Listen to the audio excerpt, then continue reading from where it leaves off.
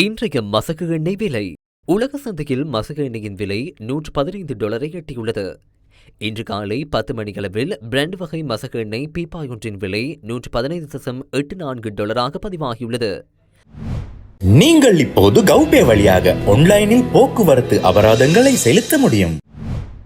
WTI சந்தையில் மசகு எண்ணெய் பீப்பாய் ஒன்றின் விலை $102.1 பதிவாகியுள்ளது.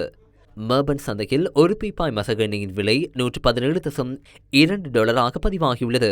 பிப்ரவரி 28 ஈரான் மீது அமெரிக்கா மற்றும் இஸ்ரேல் நடத்திய தாக்குதல்கள் ஆரம்பமாவதற்கு முன்னர் ஒரு பீப்பாய் மசகு எண்ணெயின் விலை $72 அண்மித்து காணப்பட்டது. எண்ணெய் விலைகள் வரலாறு காணாத அளவில் அதிகரித்துள்ளதுடன் ஆசிய பங்குச் சந்தைகள் பல இன்று காலை வீழ்ச்சியடைந்துள்ளன. ஜப்பானின் நிக்கோய் 225 4.5 வீதத்தினாலும் தென்கொரியாவின் கோஸ்பி 4.3 வீதத்தினாலும் வீழ்ச்சியடைந்தன.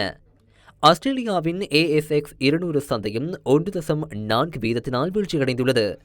இந்நிலையில் பல நாடுகள் ஏற்கனவே பாரிய எரிசக்தி நெருக்கடியை எதிர்கொண்டுள்ளன. ஆஸ்திரேலியா வீட்டு செலவுகளை குறைப்பதற்காக ஆஸ்திரேலியா 3 மாத காலத்திற்கு எரிபொருள் மீதான வரிகளை குறைப்பதற்கு தீர்மானித்துள்ளது. அதற்கமைய எதிர்வரும் ஜூலை மாதம் வரை ஆஸ்திரேலியாவின் எரிபொருள் மீதான வரிகள் அரைவாசியாக குறைக்கப்பட்டுள்ளன.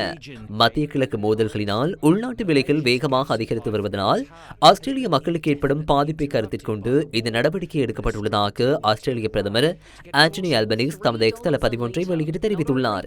இந்த தீர்மானம் ஏப்ரல் மாதம் 1ஆம் தேதி நடைமுறைக்கு வரவுள்ளது. ஆஸ்திரேலியாவில் உள்ள 1 லிட்டர் எரிபொருளுக்காக செலுத்தும் வரி 26.3 ஆஸ்திரேலிய சதத்தால் குறைவடையும் என அந்நாட்டு ஊடகங்கள் செய்தி வெளியிட்டுள்ளன. இதனிடையே கனரக வாகன ஓட்டுநர்களுக்காக நிவாரணமாக 3 மாதங்களுக்கான கனரக வாகன வீதி பயன்பாட்டு கட்டணத்தை நீக்கவும் நடவடிக்கை எடுக்கப்பட்டுள்ளது. எரிபொருள் விநியோகத்தை விரிவுபடுத்த மேலதிக எரிபொருள் கையிருப்பை இறக்குமதி செய்யவும் ஆஸ்திரேலியா அண்மையில் தீர்மானித்தது.